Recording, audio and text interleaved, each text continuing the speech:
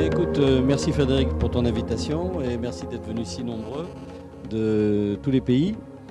Donc je vais vous faire un petit résumé de tout ce qui se fait en presbyLASIK. Donc c'est du LASIK justement. L'intérêt c'est que c'est facile.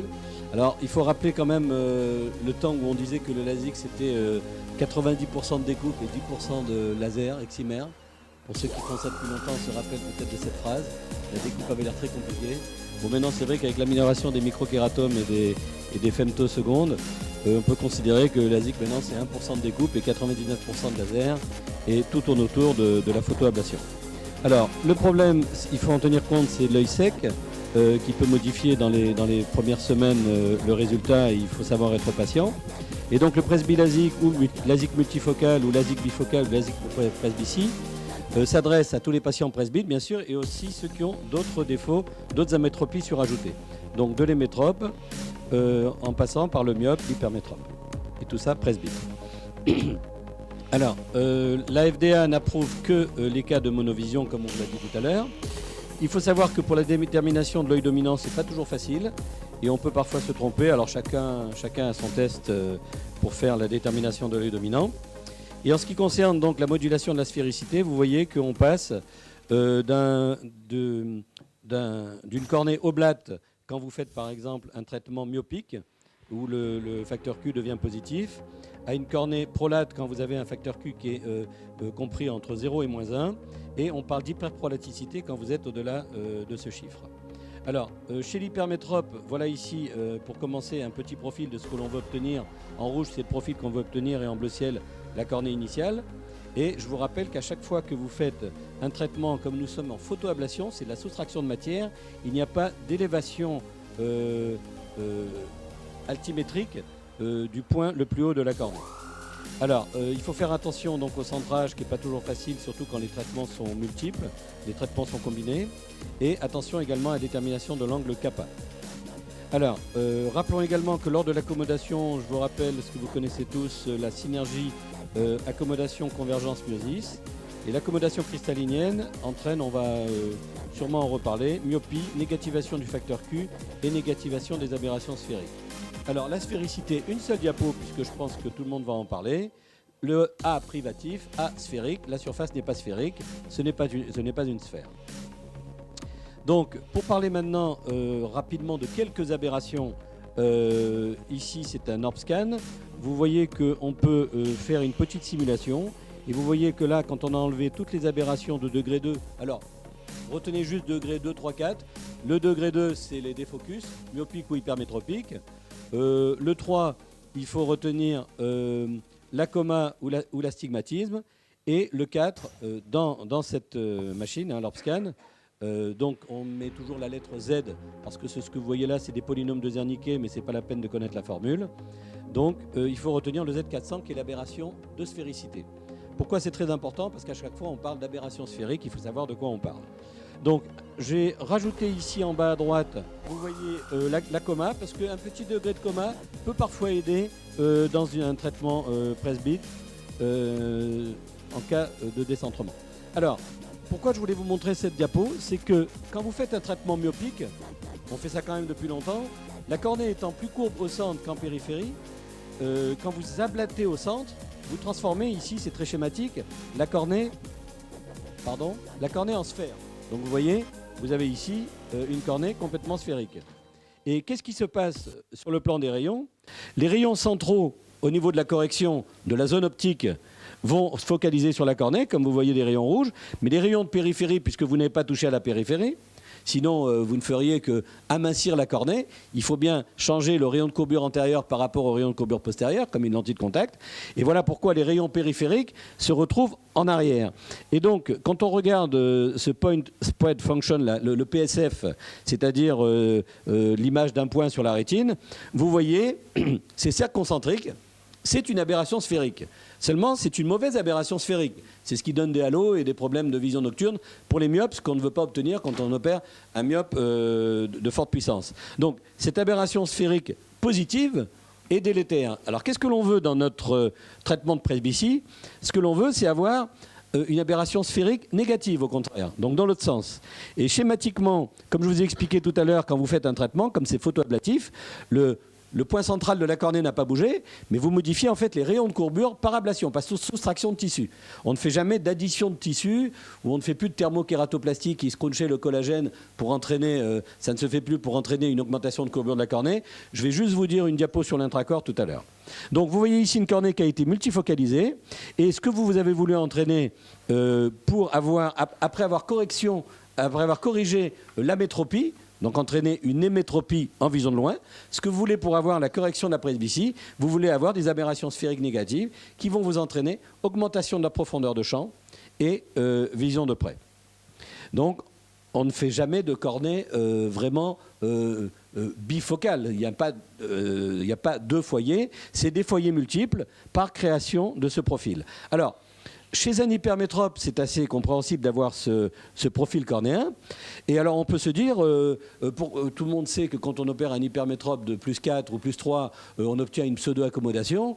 Quelle différence entre cet œil hypermétrope et un œil normal ou un œil myope? En fait, il n'y en a pas, parce qu'un œil hypermétrope peut très bien avoir un segment antérieur normal et être seulement hypermétrope par le segment postérieur qui est trop court. Ce qui change, c'est la photoablation que nous faisons. Donc, l'idéal, ça serait un peu de reproduire sur toutes les cornées le profil qu'on obtient sur une cornée fortement hypermétrope. Alors, le profil d'ablation nécessite donc d'avoir, comme c'est noté ici, une vision de loin et une vision de près et la correction de la métropie. Donc, obtenir en post-opératoire une hémétropie et une augmentation de la profondeur de champ par négativation de ce qui s'appelle, donc suivant les machines, sur leur scan, c'est le Z400, Z pour Zernicke, et sur d'autres machines, le Pentacam, tu m'as dit C12, donc j'ai rectifié, je croyais que c'était C4, donc j'ai mis C12 sur la diapo. Alors, la photoablation se fait par donc création de multiples zones. Ça n'a pas toujours été comme ceci. Vous voyez que sur le laser AMO Tamayo réservait une vision de loin au centre pour les myopes et une vision de près au centre pour les hypermétropes, ce qui était pas mal. Ensuite, le traitement sur un seul œil, donc faire un presbylasique sur l'œil dominé. Toujours pas facile à déterminer, justement, avec une petite myopisation. Alors, la petite myopisation, c'est une petite tricherie quand même, parce que si vous rajoutez une myopisation à une multifocalité, forcément, la myopisation vous entraîne, par effet optique, une correction de près. Et ensuite, sur l'œil dominant, un traitement possiblement guidé par la barométrie Wavefront Guided Custom LASIK. Le problème en post-opératoire, c'est la petite baisse de la sensibilité au contraste qui peut être régressive à 6 mois. Cette technique était utilisée parce qu'on pensait qu'il était plus difficile de faire une retouche pour enlever cette multifocalité avec la vision centrale de près. Plus difficile, pardon, avec la vision centrale de près et plus facile avec la vision centrale de loin. Alors, le problème de l'âge, c'est le problème de l'hypermétropisation progressive avec l'âge de l'œil. Et donc, il faut tenir compte de ça dans les éventuelles retouches. Alors, Telandro, en 2001, je l'ai redemandé justement la date, je pensais que c'était plus récent, donc ça fait quand même 12 ans, avait fait ce qu'il avait appelé la pseudo-accommodative cornéa avec une abréviation PAC. Il avait fait d'ailleurs un PAC software sous Windows, qui permettait, en saisissant les valeurs, de savoir ce qu'il fallait faire. Alors, juste un petit rappel pour voir comment ça fonctionnait pour ceux qui ne connaissent pas. C'est une vision centrale de loin et une vision de près en périphérie. Alors, il a fait plus de 10 000 cas et retraitement aux environs de 10%. Il faut rapprocher le traitement de Vrighem, qui était un traitement pour un myope de -2, par exemple. Vous faites -4 et après, vous faites +2. Ça vous entraîne un certain degré de multifocalité et que j'ai pu utiliser dans le traitement de Telandro également. Chobard et Alliot ont fait cette technique de vision de près au centre maintenant. Donc ça consistait à faire une photoablation sur le technolase où vous ne choisissez pas les zones de transition, donc vous choisissez uniquement la zone optique 6 mm. 6 mm pour le traitement de l'hypermétropie. Et ensuite, 3 mm pour faire le traitement de la presbytie. Alors, ça entraîne quand même des myopisations pendant plusieurs semaines et une grande sensibilité à la variation du diamètre pupillaire, une meilleure vision de près avec de la lumière. Cette vision de près central est plus cohérente avec la synergie accommodation, convergence, myosis qui est centrée sur l'axe visuel. Mais, comme je vous l'ai dit, dépendant du diamètre pupillaire. Et c'est la technique qui entraînerait le moins d'aberrations de haut degré. Charlie avait utilisé la même technique avec un décentrement qui était quand même difficile à doser. Je crois qu'il fallait décentrer de 0,5 mm vers le nez, vers le nasal et un petit peu aussi vers le bas. Je ne sais pas si tu l'utilises encore. Non, puisque je me suis, tu sais, à l'époque disputé avec Beauchesne-Long, et donc je suis passé à l'Allegretto il y a 7-8 ans à l'époque. Voilà, où j'ai donc changé de technique parce que c'était plus difficile de décentrer. Et donc je suis passé à... Tu es passé dans l'histoire, donc. Hein? Tu es passé dans l'histoire. Ouais, voilà, c'est comme ça. Alors, le Presbymax. Alors, le problème aussi, pour comprendre ce qui se passe dans la presbytie, c'est qu'on est un peu dépendant du laser qu'on utilise. On utilise le laser parce qu'on va dans tel ou tel centre. Et ceux qui utilisent le Technolas vont faire du supracor. Ceux qui utilisent l'Allegretto vont faire de l'isovision. Ceux qui utilisent le LBV, le Zeiss, vont faire du LBV. Alors, Alio avait publié en 2009 sur plateforme Schwind ce qu'il avait appelé le Presbymax et qui est vendu pour marcher chez les hémétropes, les myopes, les hypermétropes, mais j'en ai pas l'expérience. Alors donc, ce qui s'appelle le Presbeyond, le laser blended vision, c'est ce que tu as montré tout à l'heure. L'œil dominant en vision de loin préférentiel, l'œil dominé en vision de préférentielle, donc petite tricherie, petite myopie, et ça nous donne forcément un endroit où les deux yeux voient en même temps. C'est ça la blended vision qui veut dire vision mélangée. Alors isovision, je t'ai quand même mis dans l'histoire parce que tu as commencé en 2008 à peu près, c'est ça? Donc là, c'est pas la peine que je m'étende puisqu'on va passer toute la matinée dessus. Et alors le mix and match, c'est un peu ce qu'on peut faire avec des implants multifocaux où on met un implant diffractif d'un côté et un implant réfractif de l'autre. Vous pouvez faire une vision centrale de loin sur l'œil dominant et la vision de près centrale sur l'œil dominé. Alors maintenant, très rapidement, j'ai quasiment fini quelques exemples de ce que j'ai utilisé. Le pack software, donc la pseudo-accommodative cornéa de Telandro. Une petite animation. Alors regardez, c'est schématique, hein, donc voilà comment ça se passait. Il s'agissait de faire la correction de l'astigmatisme que vous voyez ici entouré en bleu sur une zone de 5 à 7 en LASIK, hein. Puis ensuite décomposer une myopie de -3 en 3 traitements de -1,25 sur des zones optiques ici de 4, zone transition 6, zone optique de 5, zone transition 7, zone optique de 6, zone transition 8. Donc à chaque fois 1,25 parce que les zones étant plus petites, 3 fois -1,25 nous faisait -3. Donc ça c'est pour l'hémétropisation de cet œil myope. Et ensuite, l'addition en traitement hypermétropique avec une zone optique de 6,5, 9,5 sur laser Nidec. On pouvait moduler 6,9 ou 6,5, 9 ou 6,5, 9,5 ou 6,5, 10. Et ensuite, cet œil étant donc myopisé à la suite de ces traitements hypermétropiques, on faisait une petite démyopie, ou on fait toujours, une petite démyopisation centrale avec, pour un -2, -1,75 et -1,50, comme vous voyez dans la petite pastille grise. Donc sur -1,50 sur une zone de 4, zone transition 5, et -1,75, zone de 3, zone transition 4. Donc à la fin, vous avez schématiquement cet aspect de la cornée. Donc vision de loin centrale et vision de près en périphérie. D'autres exemples, le supracor qui est utilisé uniquement sur le laser 217. Donc Chobard avait fait son traitement zone de 6 pour l'hypermétropie et zone de 3 pour la presbytie sur un laser 217Z, Zyoptics, qui permettait également de faire donc du traitement abérométrique, Zyoptics. Ils ont fait donc le dernier modèle, le 217P, pour Presbytie. Après le Presby One, qui était juste un essai avec un rétrécissement de la zone de 3 de Chobard, est sorti en 2011 le Supracor, qui bénéficie de l'eye tracker XYZ et rotatif, par reconnaissance syrienne. Alors, comment se passe ce traitement? Voilà pour un hémétrope. Vous voyez l'aspect de la photoablation. Donc, c'est uniquement par soustraction de tissu, puisqu'on ne touche pas au centre, quand le capot va être reposé, il va prendre la forme de ce qu'il y a en dessous, donc création d'un petit bouton central.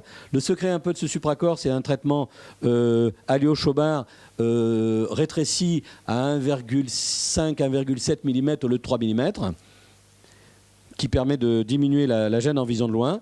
Et le traitement multifocal chez un hypermétrope, ici le laser spot qui fait le traitement d'hypermétropie, puis ensuite vous allez voir ici le petit bouton central. Donc ils ont introduit le terme de varifocalité, pour dire qu'il y a une multifocalité sur des petits niveaux. Le Buisson a fait un logiciel qui s'appelle le Suprasoft, à l'image du pack software ou de ton logiciel pour aider, mais il est très très simple. Et on peut également se servir d'ABAC qui ont été transmis sur une tablette tactile qui se colle sur le laser, ce laser 217P de Technolas Bosch et Lomb. Donc voilà le profil final d'un hypermétrope presbyte avec le petit bouton central qui semble être un peu le secret de cette technique. Alors, tout ça est déduit de l'intracore, donc comprenez bien que dans l'intracore, par contre, ici, il y a eu une élévation. Pour une addition de 2, c'est une élévation de 4 ou 5 microns, hein, c'est très, très léger, par un laser femtoseconde, le laser Femtech, qui par 5 anneaux concentriques va créer un affaiblissement de la cornée et un bombement central, ici, donc dans cette zone qui fait à peu près 1,5 mm. Et c'est après l'intracore qu'est sorti le supracore. Alors, ce n'est pas du presbylasique, forcément, parce que ce n'est pas du lasique. C'est à œil fermé, les incisions sont intrastromales, mais à la fin, ce qu'on veut quand même, c'est que la cornée soit multifocale et qu'elle ait cet aspect. Alors pour terminer, juste des visions topographiques tangentielles en soustraction qui montrent l'addition centrale qui est très petite ici. En profil, on voit très bien ici cette élévation qui donne 3 dioptries pour 5 microns. Vous voyez, il n'y a pas besoin de beaucoup d'ablation périphérique pour créer ces 5 microns de pseudo-élévation. Et cet appareil que, à mon avis, tout le monde doit avoir quand on fait de la presbytie maintenant, c'est l'OCAS, l'Optical Quality Analyzing System. Je crois qu'ils sont maintenant à la version 2 ou 3, qui vous donne une courbe de défocalisation objective, donc, et qui montre vraiment ici une addition de 1,75 dans ce traitement. C'est la seule machine que vous ayez à votre disposition pour l'instant. Et pour terminer, cet aspect de wavefront par le Zywave Technolas, qui montre en pré-op un traitement d'astigmatisme et d'hypermétropie, et en post-opératoire une légère myopie qui est régressive. Pour terminer, sur cette machine, qui est un peu inversée par rapport aux abéromètres, hein, puisqu'ici vous voyez qu'il y a des chiffres positifs et là des chiffres négatifs, l'aberration sphérique négative que l'on voit ici, et tout le secret aussi dans cette aberration sphérique négative, ce Z400 ou ce C12, c'est d'avoir à peu près 0,3 microns. Trop peu, vous n'avez pas assez d'addition, et trop, au-delà de 0,5, vous avez des effets délétères de halo nocturne et de myopisation. Voilà, je ne voulais pas être trop long, puisque toute la matinée va se baser sur ton isovision. Merci.